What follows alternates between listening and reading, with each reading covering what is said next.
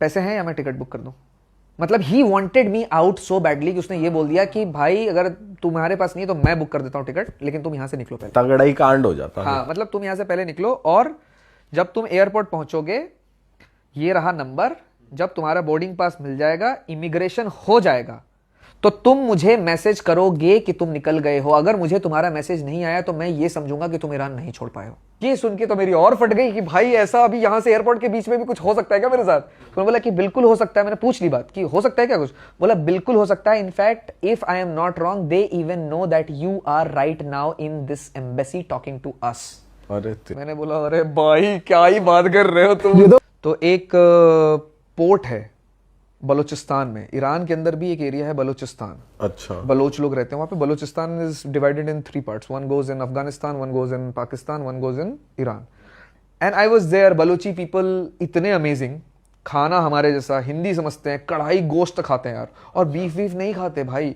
है Muslim country है तो बीफ वीफ है, लेकिन ना के बराबर है भाई। प्रॉपर मटन, चिकन, अंडा ये सब खाते हैं वो, और एकदम कढ़ाई कढ़ाई वाला, मसाले वसाले सब दिखा करके मैंने सब देखे उसमें, सारे हल्दी करी वरी बढ़िया, प्रॉपर एकदम, मतलब प्रॉपर इंडियन खाना ही है भाई। और ऐसे लोगों के बारे में, ऐसे जगह के बारे में इंडिया इतना इन्वेस्ट कर रहा है, तो मुझे लगा कि इसके बारे में बात करनी चाहिए। तो मैं ले रहा था उस पोर्ट का ड्रोन शॉट, और गलती से ड्रोन शॉट लेते वक्त बगल में एक और जगह थी जो शायद मिलिट्री या सीक्रेट मिलिट्री, मैं कहूंगा सीक्रेट मिलिट्री साइट है। अच्छा। जो कि गूगल मैप पे अपडेटेड ही नहीं था। जब मैंने ड्रोन उड़ाया तो मुझे कोई नोटिफिकेशन आया नहीं, जो कि डीजीआई पे जनरली आ जाता है। नो फ्लाई जोन दिख जाता है, no fly zone, sensitive area, इस तरीके के नोटिफिकेशन आ जाते हैं। बट वो गूगल मैप से कनेक्टेड है डीजीआई, या उससे ही रिलेटेड डेटा है, वो अपडेटेड है नहीं, वो रीड ही नहीं कर रहा, तो वो कुछ आया नहीं नोटिफिकेशन। बट मैं खुद भी थोड़ा केयरफुल रहता हूँ, और मुझे थोड़ा पता है कि ईरान जो है, ईरान पे जो मैप्स है, गूगल मैप्स है, वो अपडेटेड नहीं है, क्योंकि सैटेलाइट्स नहीं ले सकती अपडेटेड वो फोटोज ईरान की। ईरान काफ़ी रिस्ट्रिक्टिव है, तो काफ़ी सारे सीक्रेट मिलिट्री साइट्स हैं, तो इसलिए मैं थोड़ा सा केयरफुल भी रहता हूँ। तो मैंने गूगल मैप को खुद से खोल करके भी देखा कि मुझे पता था कि शायद अपडेटेड हो नहीं हो, लेकिन फिर पूरा बैरन लैंड था, और मैं एक हिल के ऊपर खड़ा था, तो मुझे कुछ दिखा ही नहीं, और हिल के नीचे भाई वो पूरा मिलिट्री का सीक्रेट साइट है। अब मैंने ड्रोन उड़ा करके भेजा वहाँ, अब मैंने ड्रोन उड़ा करके भेजा पोर्ट तक और वापस लेकर के आया। इस दोनों जाते और आते वक्त टाइम पे वो मिलिट्री साइट के ऊपर से गुजरा है। अब ये सेंसिटिव हो गया, और फिर वो लास्ट डे था मेरा उस एरिया में। उसके बाद मैं तेहरान निकल रहा था, तो मैंने फटाफट पैक वैक किया, डेटा वेटा भी कॉपी नहीं किया मैंने, बैकअप वैकअप भी नहीं लिया, मैंने फटाफट पैक किया और मैं एयरपोर्ट पहुंच गया। एयरपोर्ट पे उसके पहले 2 बार 3 बार मैं ड्रोन लेकर के ईरान के अंदर फ्लाई कर चुका था, कहीं कोई दिक्कत नहीं हुई थी, तो मुझे लगा कि कोई दिक्कत की बात तो है नहीं। बट उन्होंने उस दिन बोला कि ये हेली शॉट, ड्रोन को हेली शॉट बोलते हैं वहाँ पे, बोलते ये हेली शॉट को बाहर निकाल दो आप। मैंने बोला क्यों? तो उन्होंने बोला कि यार हमारे पास ना रिपोर्ट है कि आज को एक ड्रोन जो एक सेंसिटिव एरिया में उड़ रहा था, तो हम इसलिए सारे ड्रोन्स को कॉन्फिस्केट कर रहे हैं रिव्यू करने के लिए। कोई बात नहीं, आप टेंशन मत लो, आप जहाँ जा रहे हो आप वहाँ जाओ, हम रिव्यू करके 3-4 दिन छुट्टी है हमारे यहाँ पे नौरूज़ की, उसके बाद हमारा जज इसको रिव्यू करेगा एंड हम इसको आपको वापस कर देंगे। बोला ठीक है जी। बट ये जो बात उसने बोली ना कि एक सेंसिटिव एरिया के ऊपर ड्रोन उड़ रहा था, और मुझे थोड़ा सा कुछ तो भी दिखा था उसमें, बट मेरा ध्यान इतना था चाबार पोर्ट पर, मैं इतनी जल्दी में था कि जो भी दिखा उसको मैंने इग्नोर करके फटाफट ड्रोन को फटाफट उड़ा करके पोर्ट तक पहुंचाया, पोर्ट के शॉट्स लिए और फिर वापस आया, पैक किया, निकला, क्योंकि मैं लेट हो रहा था एयरपोर्ट के लिए। तो बट मेरे दिमाग में बात आ गई कि भाई हो सकता है मेरी ड्रोन की बात तो नहीं हो रही है कहीं। तो मैं ड्रोन तो छोड़ दिया, मैंने कॉन्फिस्केट हो गया, मैं पहुंचा तेहरान। वहां पर मैंने 1-2 लोगों से डिस्कस किया। किसी ने मुझे सजेस्ट किया कि एक बार एम्बेसी चले जाओ, एम्बेसी जा करके इसको एस्केलेट करके बोलो कि वापस ले आए। ठीक, एम्बेसी गया मैं, एम्बेसी में थोड़ी बहुत बात करी। तो एम्बेसी में ना, इंडियन एम्बेसी हर जगह एक जैसी हो, पापा जैसे बात करते हैं। क्यों आ गए, क्या कर रहे थे यहाँ पर, हम यहाँ पर नहीं करते कुछ, तुम क्यों आ गए? रिस्पॉन्स जल्दी आ गया था, ये तो चले ही गए ना। मैं तो एम्बेसी के अंदर ही चला गया था, प्लस मैंने थोड़ा इधर उधर से कॉन्टैक्ट लगा करके बात भी पहुंचा दी थी वहां तक कि भाई मैं आ रहा हूँ, तो आप थोड़ा सा सीरियसली लेकर के मेरे को आप केटर कर देना।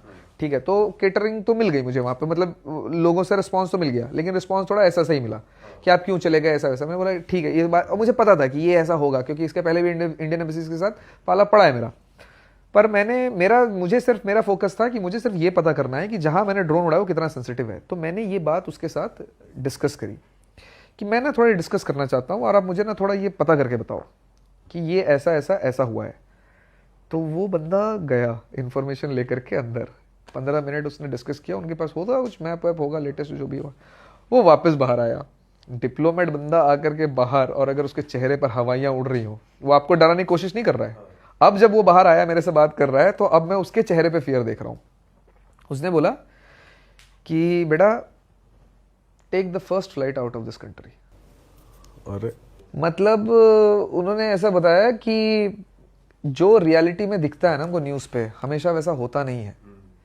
हमारी तरफ से, गवर्नमेंट की तरफ से बहुत ज़्यादा वहाँ पर वो है, इन्वेस्टमेंट है, बहुत कुछ है, अच्छा। ठीक है।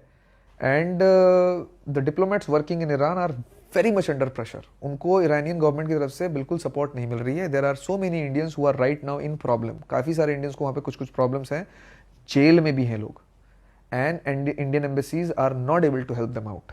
तो उसने ये कहा कि बेटा ये अभी वॉर जोन है ऑलमोस्ट। अगर तुमने किसी सेंसिटिव जगह पे उड़ा दिया, जो कि मुझे लग रहा है कि तुमने उड़ा दिया है, तो कोई बड़ी बात नहीं है कि ये तुम्हें स्पाई समझ करके अरेस्ट वारंट तुम्हारे खिलाफ निकाल दें, और अगर ये हो गया तो उसके बाद हम कुछ नहीं कर पाएंगे। हाँ। क्योंकि तुमसे पहले भी लोग यहाँ पर अरेस्टेड हैं और हम अभी तक कुछ कर नहीं पाए हैं। YouTubers and all. नहीं, ये तो इंडियंस की बात कर रहे थे वो। उसके बाद वो भाई साहब बोले कि मुझे तुम्हारा चाहिए पासपोर्ट। ये सुनते ही मेरे दिमाग में तो आ गया था कि that I am taking the first flight out. तो मेरे अपने दिमाग में सब कुछ सोच चुका था। वो मुझसे 2 मिनट बात कर रहा था और I am very good in taking quick decisions. तो मैं 2 मिनट में डिसाइड कर चुका था कि भाई जो भी होगा मैं कहीं निकलने के बाद बैठ के रिसर्च करूंगा। अभी फिलहाल मैं पहले यहाँ से निकलूंगा। लेकिन उसने मेरा पासपोर्ट मांग लिया, बोला कि आई नीड योर पासपोर्ट। तो मेरा पासपोर्ट क्यों चाहिए आपको? बोला नहीं, I just need your passport and just sit here for 10 minutes. और वो पासपोर्ट लेकर के 20 मिनट के लिए गायब हो गया। Oh shit. तो मुझे ऐसा लगा कि भाई डिप्लोमेट ना डिप्लोमेट ही होते हैं। उनके लिए ग्रेटर गुड कंट्री का ना ज्यादा बेटर होता है। एक आदमी मार दो और इंडिया और ईरान का रिलेशनशिप अच्छा हो जाए तो वो एक आदमी को मार देंगे, कोलेटरल डैमेज है। मुझे लगा भाई मैं कोलेटरल डैमेज तो नहीं बनने वाला, पासपोर्ट लेके कहाँ चला गया ये। सही बात। और फट गई मेरी। लेकिन उस 20 मिनट में मेरे पास वो जो टाइम था, मैंने उसमें बोला कि जरा मैं अपनी तरफ से भी रिसर्च कर लूं कि किसी ने कुछ किया तो नहीं है। तो क्या पता चलता है कि 2 ब्रिटिशर्स ट्रैवल व्लॉगर्स इसी जनवरी में 2025 में अरेस्ट हुए हैं ड्रोन इस्तेमाल करने के लिए। और लास्ट ईयर एक फ्रेंच बंदा था, उसने ईरान तुर्कमेनिस्तान के बॉर्डर पे ड्रोन उड़ाया था उसने, और उस चक्कर में उसके खिलाफ अरेस्ट वारंट निकला था। और वो इस वक्त पे 9 साल की सजा काट रहा है। मतलब 9 महीने से वो नहीं, 8 साल की सजा काट रहा है और 9 महीने से वो ऑलरेडी जेल में है। और फ्रेंच गवर्नमेंट कितनी पावरफुल गवर्नमेंट है और वो कुछ नहीं कर पा रही है। यूएस के साथ रिलेशन खराब है, यूरोप के साथ इतना रिलेशन खराब नहीं है ईरान का। उसके बावजूद भी वो अपने फ्रेंच ट्रैवल व्लॉगर था वो, उसको बाहर नहीं निकाल पाए। अब एग्जैक्टली उसने क्या शूट किया मुझे नहीं पता, लेकिन भाई इतना तो सच है कि वो ट्रैवल व्लॉगर ही था और वो ड्रोन उड़ा रहा था। और बचे नहीं रहे, छोड़ ही नहीं रहे, रेस्ट कर रहे हैं। हाँ, और 8 साल तक जेल में है। तो भाई फट गई होगी भाई तुम्हारी उस टाइम ऑन द स्पॉट। मेरा पासपोर्ट लेके चला गया डिप्लोमेट, ठीक है। उसके पहले उसने बोल दिया कि अरेस्ट अगर हो गया तो हम कुछ कर नहीं पाएंगे, ठीक है। फ्रेंच गवर्नमेंट कुछ कर नहीं पा रही है, ट्रैवल ब्लॉगर ऑलरेडी जेल में है। ईरानियन गवर्नमेंट ऐसी है जिसको वहां के लोग भी नहीं पसंद करते हैं, थोड़ी सी अथॉरिटी है, वो थोड़ी सी वैसे डिक्टेटरशिप टाइप है। तो मैंने बोला कि भाई मतलब मेरे तो हाथ ऐसे से कांपने लग गए थे। बोला भाई ये क्या करूं मैं, और नेटवर्क अच्छा है नहीं वहां पे। तो मैंने एक फ्रेंड को फोन किया, मैंने बोला भाई get me first flight out from here. तब तक वो भाई साहब आ गए। वो शायद मेरे ख्याल से चेक वेक करने गए थे कि सही में इंडियन है कि नहीं है, कोई सही में पाकिस्तानी स्पाई ना हो, अच्छा। पासपोर्ट लेकर के ना आ गया हो। कुछ तो कर रहे होंगे ना, कुछ तो करने गए थे, या फिर सिर्फ कॉपी बनाने गए हो या डेटा नोट करने गए हो, जो भी है। 20 मिनट के बाद आए वापस। एंड ही सेड कि पैसे हैं या मैं टिकट बुक कर दूं। मतलब he wanted me out so badly कि उसने ये बोल दिया कि भाई अगर तुम्हारे पास नहीं है तो मैं बुक कर देता हूं टिकट, लेकिन तुम यहां से निकलो पहले। तगड़ा ही कांड हो जाता है। हाँ, मतलब तुम यहां से पहले निकलो, और जब तुम एयरपोर्ट पहुंचोगे, ये रहा नंबर, जब तुम्हारा बोर्डिंग पास मिल जाएगा, इमिग्रेशन हो जाएगा, तो तुम मुझे मैसेज करोगे कि तुम निकल गए हो। अगर मुझे तुम्हारा मैसेज नहीं आया तो मैं ये समझूंगा कि तुम ईरान नहीं छोड़ पाए हो। अच्छा। ये सुन के तो मेरी और फट गई कि भाई ऐसा अभी यहां से एयरपोर्ट के बीच में भी कुछ हो सकता है क्या मेरे साथ? तो बोला कि बिल्कुल हो सकता है। मैंने पूछ ली बात कि हो सकता है क्या कुछ? बोला बिल्कुल हो सकता है। In fact if I am not wrong, they even know that you are right now in this embassy talking to us. अरे मैंने बोला अरे भाई क्या ही बात कर रहे हो तुम, ये तो फाड़ जा रहा है। और मतलब बॉलीवुड की मूवी बन गई भाई। मतलब ड्रोन ही उड़ाया भाई, ऐसा क्या कर दिया मैंने? जिंदगी में दोबारा ड्रोन नहीं उड़ाऊंगा कभी, ठीक है।